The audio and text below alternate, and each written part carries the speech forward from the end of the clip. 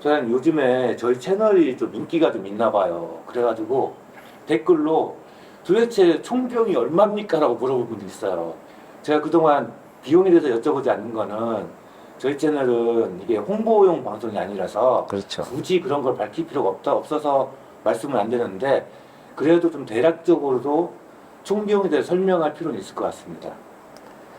자, 이 구독자분들이나 애비 신랑분들이 아셔야 될 게 있어요. 결혼 비용은 회사에 내는 비용이 있고, 그 다음에 신랑분들이 개인적으로 쓰는 용돈 부분이 있고, 그 다음에 전통 혼례 때 신부집에 전통 혼례비 지원비 이렇게 나눠진다고 보면 돼요.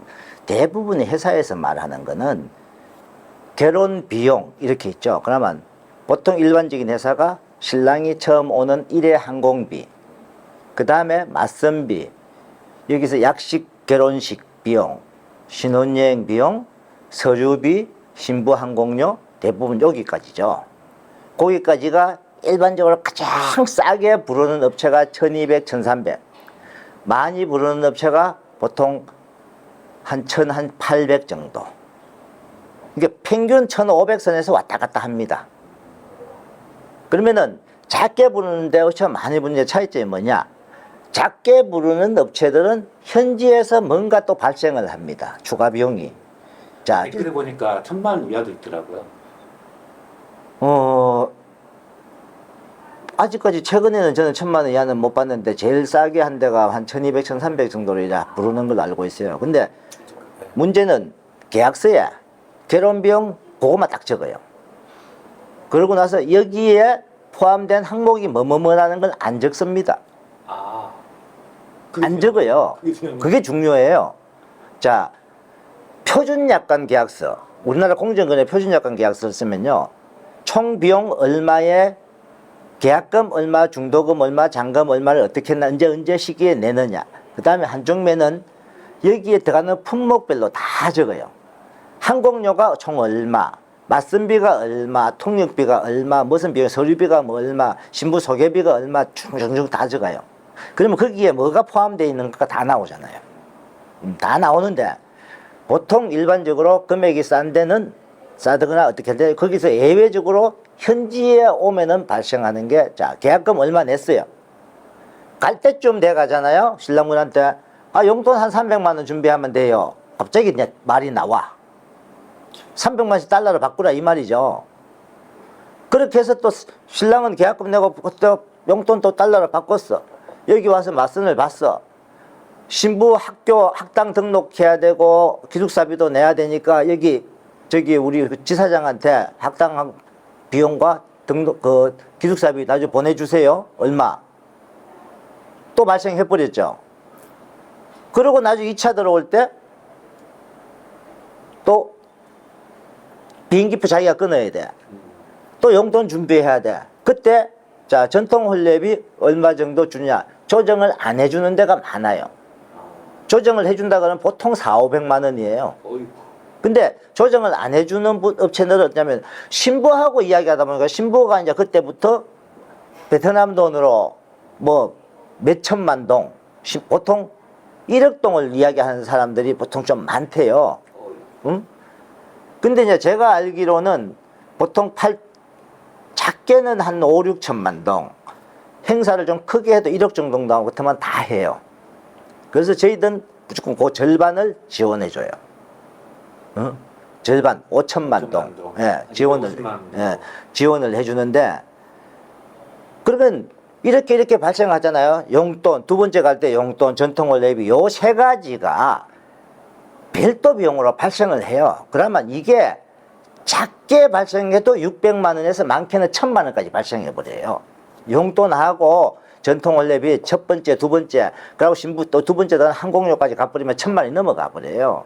그러면은 앞에 대학 할 때 1000몇백 뭐 이렇게 하고, 그 다음에 나중에 또 여기서 기숙사비 신부 학당 등록금 따로 또 줬잖아요. 그래 버리면은 나중에 다 합하면은 최하 안 들어가도 2400, 많게 들어가면 3000만 원이에요.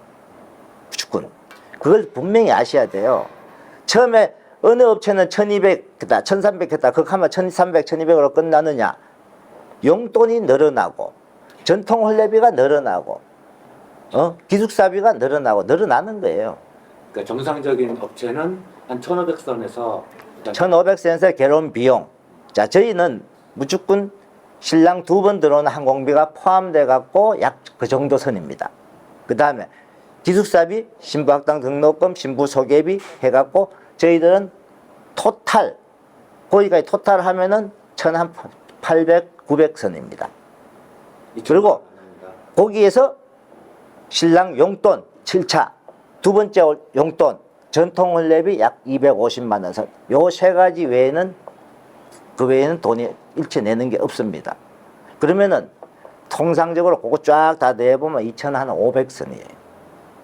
근데 실제 결혼한 분들 중에 진짜 작게 들었다 그러면은 과거에 빼고 코로나 이전에 빼고요. 그때는 물가가 좀 많이 쌌으니까 아주 진짜 작게 들었어요 하면 2,200, 300. 평균 2,500에서 2,700, 800선. 3,000만 원 육박 계약과 들었다는 사람들 많다는 거예요. 그래서 이제 예산 때문에 저한테 물어보시는 분들이 있습니다. 상담하시는 분들. 저는 용돈까지 다 하면은요, 일단은 처음에 자금 준비를 한 2,500 정도 이상을 준비를 하시고 시작하십시오. 그렇게 이야기 드립니다. 그분들한테. 어디에서 하든 그 정도는 들어갈 겁니다. 근데 그분들은 언니 결혼해서 전화해서 물어보니까 자기들은 뭐 1,400입니다. 1,500입니다. 근데 그것만 내는 거 아니에요. 회사에는 그것만 내겠죠.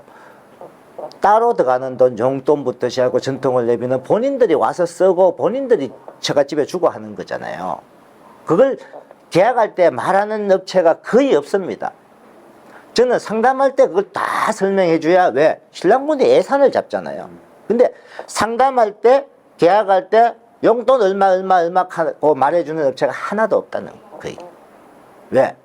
비싸다고 생각할까 봐. 그럴 수 있죠. 계약금 낸 다음에 나중에 용돈 얼마 가져가세요 말 나오는 거죠. 그거보다는 미리 알면 좋죠. 저는 결혼에 대한 비용에 대한 목록을 그대로 용돈 얼마, 두 번째 용돈 얼마, 항목 뭐뭐뭐 포함, 그리고 전통을 내비 얼마 준비, 이런 식으로 다 들어갑니다는 쫙 A4 용지에 프린트 딱 한 걸 신랑분 상담할 때 저는 줍니다. 주면은 그걸 보고 어떤 신랑분 한 분요, 그대로 들어가는 거 외에 더 들어가면서 그거 외에는 저는 용돈도 더 많이 못 가져오게 합니다. 돈이 진짜 본인이 용돈을 쓰다가 모자라면 내가 빌려줄 거니까 그것만 가지고 오세요. 야, 이 영상 나가면 업계 파탄이 많겠는데. 아니요, 근데 분명한 거는 있습니다. 저희 회사 금액이 싼 금액이 아닙니다. 약간은 살짝은 중간에서 좀 비싼 금액입니다. 그건 알고 계세요. 저는 제대로 하고 제대로 받자는 주의이기 때문에 분명히 이 영상이 나간다고 해서 다른 업체들보다 저 분명히 비싸다고 이야기하시는 분들 많이 있을 겁니다. 저는 상담하는 신랑분들한테 그 이야기 합니다. 저희는 비용이 약간은 높은 편입니다. 많이 아주 높게 하는 어떤 분은요, 제가 상담한 분들 중에 결혼을 했다가 잘못되고 실패했는데 결혼 비용만 2천만 원 계약한 사람이 있어요. 그런 비용만? 네. 2천만 원에 뭐 비용 하니까 3천 몇백까지 들어야 되는 비용을 좀 있어요. 그러니까 첫 번째 갔다 왔는데 2,500 들었대. 첫 번째 갔다 오면은요, 저희들 같은 경우는 한 2천만 원 약 있어서 들어갑니다.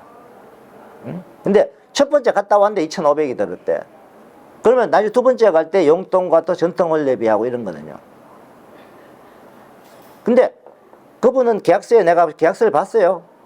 결혼 비용 2천만 원 딱 요거만 적혀 있어요. 그런데도 뒤에 발생을 막 하는 거죠. 근데 신랑분들이 또 요즘은 이제 신랑분들도 아는 분들이 많아요. 저한테 문의 올 때 이렇게 문의 와요. 사장님, 결혼 비용에 대해서 문의하고 싶습니다. 용돈까지 포함해서 토탈 얼마를 준비해야 됩니까? 이렇게 문의하시는 분들. 현명한 질문이네. 현명한 질문이에요. 근데 보통 다른 회사의 결혼 비용이 얼마입니까? 하면 예, 얼마입니다. 끝이에요. 그 다음에 결혼이 가능한지 안 하는지 묻고 싶습니다. 직업이 뭡니까? 예, 사업합니다. 개인 사업합니다. 뭐 개인 택시합니다. 네, 됩니다. 끝. 소득이 얼마가 되는지 묻지도 않아요. 그 때문에 저는 그분들한테 갑니다. 총 용돈을 얼마 가지고 가면 되는지, 용돈이 어느 정도 가지고 다 좀 명시를 해달라고. 그래야만이 예산을 잡잖아요. 반면에 또 이게 업체는 이렇게 또 밝힐 수 있는데 개인 소개는 정말 깜깜이잖아요. 자, 개인 소개는요, 신부 만나러 갑시다 하면은 대충 신랑분이 데리고 가는 사람하고 자기 비행기표 끊으라고 뭐 한 200~300만 원 들어. 뭐 한 명 따라가면 뭐 100 한 몇십 조금 넘으면 되겠지만은 그 뭐 신부에 누가 신부가 성하면 신부 가고 신랑 남편 가고 그 집 애도 데리고 가고 뭐 이렇게 가잖아요.